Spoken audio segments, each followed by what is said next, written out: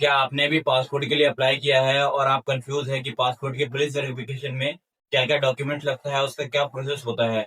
और passport verification के लिए पुलिस वाले घर पे आते हैं या हमें पुलिस स्टेशन जाना पड़ता है?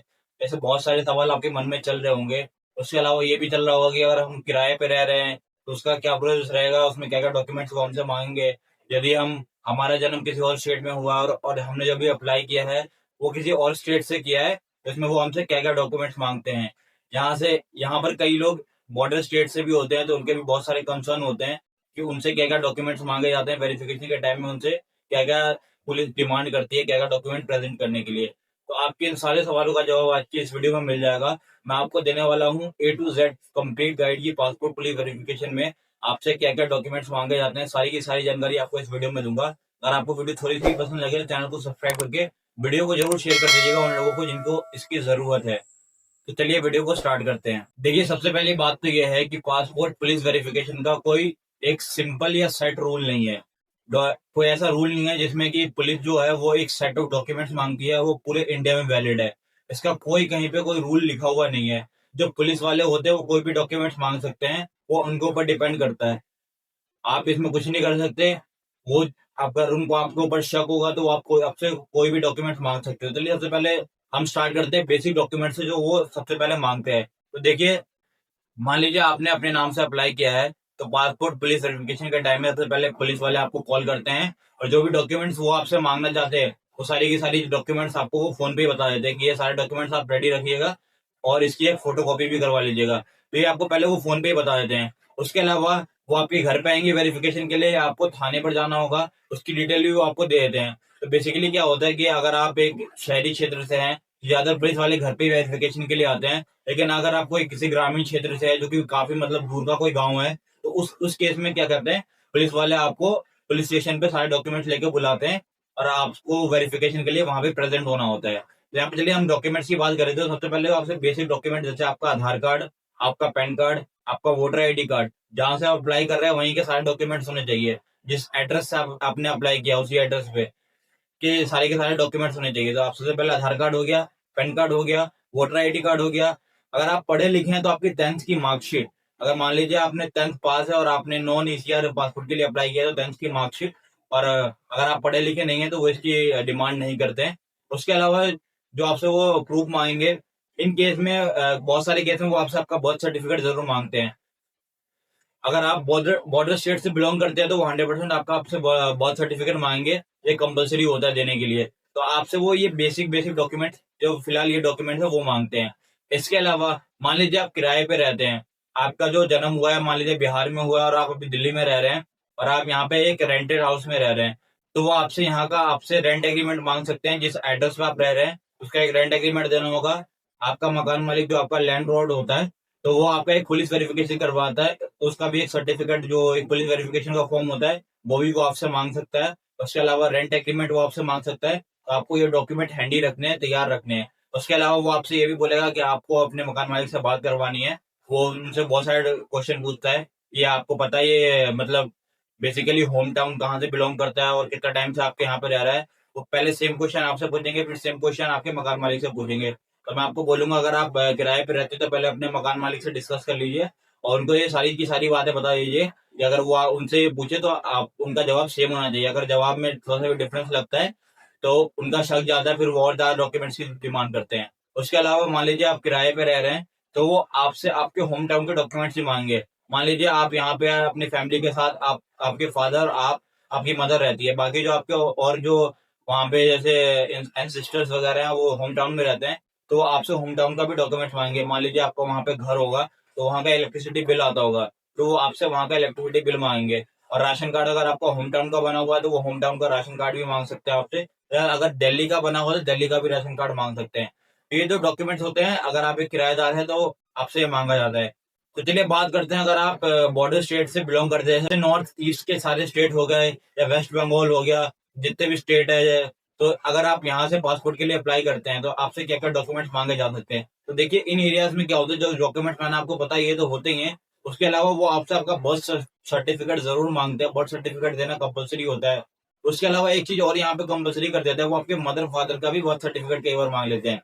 तो काफी लोगों का क्या होता है, उनके जो मदर फादर का जो बर्थ सर्टिफिकेट है वो कई बार नहीं होता, क्योंकि वो उनकी जो जन्म होता है वो काफी 1980 1970 के आसपास होता है। उस टाइम पे इतना अवेयरनेस नहीं था और सब सारे लोग इतने पढ़े लिखे नहीं थे कि जो अपना बर्थ सर्टिफिकेट बना सके। तो उनके कहते हैं वो कई बार मदर फादर का भी बर्थ सर्टिफिकेट डिमांड कर लेते हैं। तो रिक्वेस्ट करने पे वो कुछ केसेस में छोड़ देते हैं।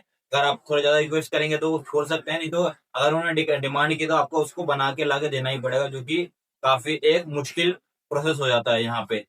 उसके अलावा आपके मदर फादर के बर्थ सर्टिफिकेट के अलावा वो आपके मदर फादर का पैन कार्ड, आधार कार्ड, वोटर आईडी कार्ड भी मांगते हैं। उनके सारे के सारे जो डॉक्यूमेंट्स है वो भी मांगे जाते हैं। एक चीज का आपको यहाँ पे ध्यान देना है, आपके जो डॉक्यूमेंट्स है, जो आपके पेरेंट्स के डॉक्यूमेंट है, उसमें स्पेलिंग मिस्टेक भी बहुत ज्यादा डिपेंड करती है।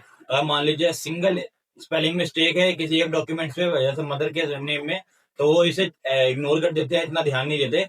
लेकिन अगर फादर नेम में स्पेलिंग मिस्टेक है तो वो इसको जरूर ध्यान देते हैं और वो इस पे फिर ऑब्जेक्शन लगा देते हैं। और आपका कई बार जो पासपोर्ट पुलिस वेरिफिकेशन है वो रिजेक्ट भी हो जाता है इन केस में। फिर वो आपको एक गैजेट बनाने के लिए बोलते हैं और एक फिर उसके साथ एफिडेविट भी लगता है, वो सब बना के फिर आपको दोबारा से आरटीओ का अपॉइंटमेंट लेके दोबारा से पुलिस वेरिफिकेशन के लिए अप्लाई करना पड़ता है। इसके अलावा बहुत सारे व्यूअर्स का ये क्वेश्चन होता है कि क्या उनको कैरेक्टर सर्टिफिकेट भी देना होगा, या फिर क्या पुलिस वाले आते हैं तो वो जो आपके पड़ोसी नेबर होते हैं क्या वो उनसे भी पूछताछ करते हैं, उनकी गवाही लेते हैं। और कई व्यूअर्स का ये भी क्वेश्चन होता है कि क्या पुलिस वाले पैसे लेते हैं पासपोर्ट पुलिस वेरिफिकेशन के लिए। तो देखिए, यूजुअली पुलिस वाले कभी भी पासपोर्ट पुलिस वेरिफिकेशन में पैसे खुद से नहीं मांग सकते। वो कभी भी आपको पैसे देने के लिए नहीं बोलेंगे और आप उनको पैसे ऑफर करिएगा भी नहीं और वो कभी बोलेंगे भी नहीं। तो मैं आपको रेकमेंड करूंगा कि आप कभी पुलिस वाले को अपने आप से पैसे ऑफर भी मत कीजिए, नहीं तो वो आपका पुलिस वेरिफिकेशन रिजेक्ट भी कर सकते हैं। उसके अलावा ये है, ऐसा कोई रूल नहीं है, ऐसा कोई लॉ नहीं है कि पासपोर्ट पुलिस वेरिफिकेशन के लिए आपको एक भी रुपया देना होता है। ये बिल्कुल फ्री होता है। बट सम केसेस में क्या होता है कि लोग अपनी खुशी से, या उनके सारे के सारे डॉक्यूमेंट सही निकले तो लोग अपनी खुशी से देना चाहते हैं। तो वो उनके ऊपर डिपेंड करता है, वो पुलिस वालों पर डिपेंड करता है वो लेते या नहीं लेते। इसमें मैं कुछ नहीं बोलना चाहूंगा, ऐसा कोई रूल नहीं है, पुलिस वाले लेते भी नहीं है। बाकी इसका कुछ रिवर्स भी होता है, तो वो आप लोग बेटर जानते होंगे, तो आप लोग कमेंट कर दीजिएगा। मैं आपको इसके बारे में खुल के पूरा चीज यहाँ पे नहीं बता सकता। उसके अलावा मैं थोड़ा सा और यहाँ पे क्लैरिफाई कर दूं कि कई लोग ये बोलते हैं कि उनको पासपोर्ट पुलिस वेरिफिकेशन के लिए पुलिस स्टेशन ही बुलाया जाता है, उनके घर पे नहीं आते। तो उनको कंफ्यूजन होती है क्या क्या डॉक्यूमेंट्स लेके जाने होते हैं। तो देखिए, वो यूजुअली फोन पे बता देते हैं क्या क्या डॉक्यूमेंट्स लेकर आना है। उसके अलावा ये अगर आपको समझ में नहीं आया तो मैंने इस वीडियो में सारे के सारे डॉक्यूमेंट्स बता दिए हैं आपको। अगर मुझसे कोई डॉक्यूमेंट छूट गया हो तो आप मुझे कमेंट सेक्शन में जरूर बता दीजिएगा, मैं उस चीज को रेक्टिफाई करके दोबारा वीडियो उस पर बना दूंगा।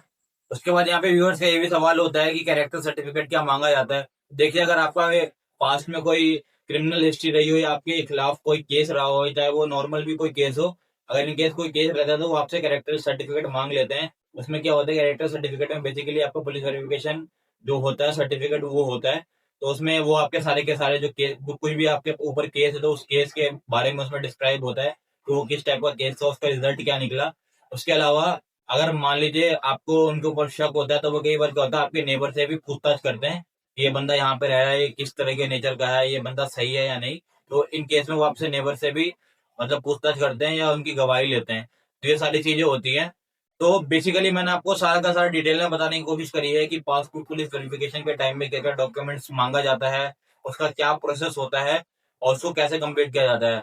जो भी डॉक्यूमेंट्स पुलिस वाले मांगते हैं वो सारे के सारे डॉक्यूमेंट्स आप उन्हें दे देते हैं।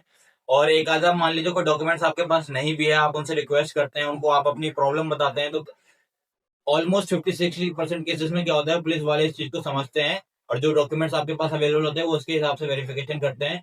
उस केसेस में क्या होता है, जब बॉर्डर स्टेट होता है वहां पे पुलिस वेरिफिकेशन पे डेट थोड़ी भी ढील नहीं दी जाती है। उस केस में क्या होता है आपका पुलिस वेरिफिकेशन रिजेक्ट कर दिया जाता है और फिर एक ऑब्जेक्शन लेटर आपके जो आपका जो रेफरेंस नंबर है उससे निकल कर आता है। फिर आप वहां पे जाकर देखते हैं तो उसमें सारी की सारी डिटेल होती है किस वजह से आपका पासपोर्ट पुलिस वेरिफिकेशन रिजेक्ट हुआ है। तो यही प्रोसेस रहता है, इसमें सारा का सारा डिटेल मैंने आपको बता दिया है। अगर आपका फिर भी कोई डाउट है, अगर इसमें मुझसे कोई कुछ भी मिस हो गया है तो आप मुझे कमेंट सेक्शन में कमेंट करके जरूर बताइएगा। अगर आपको वीडियो थोड़ी सी भी हेल्पफुल लगी हो तो चैनल को प्लीज से सब्सक्राइब कर दीजिएगा और अपने दोस्तों में या जिसको भी इसकी नीड उसमें जरूर शेयर कीजिएगा। मैंने पूरी की पूरी कोशिश करी है कि एक ही वीडियो में सारी की सारी जानकारी दे सकूं। अगर आपको वीडियो थोड़ी फास्ट लगी है तो आप वीडियो को थोड़ा स्लो करके देख सकते हैं।